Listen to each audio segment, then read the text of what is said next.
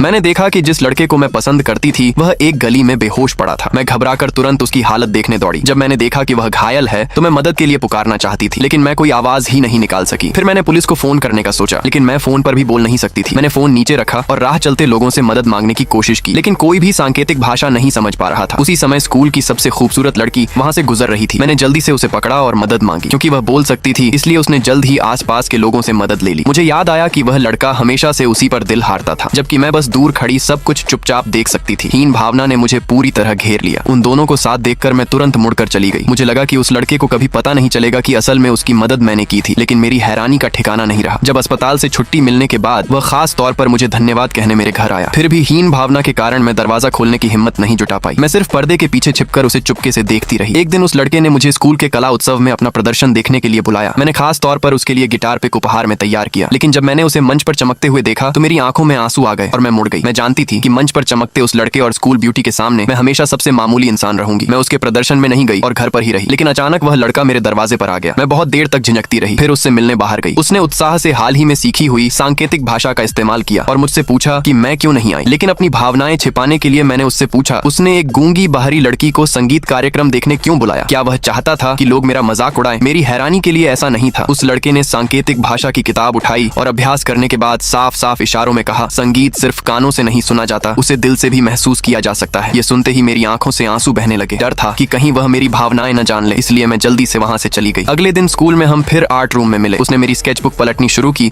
और मेरी ड्राइंग्स की लगातार तारीफ करता रहा। फिर उसने अपना ही एक चित्र देखा। कुछ गलत होने का एहसास होते ही मैंने जल्दी से स्केचबुक उससे छीन ली। एक पल में माहौल पूरी तरह बदल गया। उस लड़के ने खुद आगे बढ़कर सांकेतिक भाषा में पूछा, क्या मैं उसे पसंद करती हूँ? जैसे ही उसने मुझे सिर हिलाकर हाँ कहते देखा, वह वहीं का वहीं जड़ हो गया।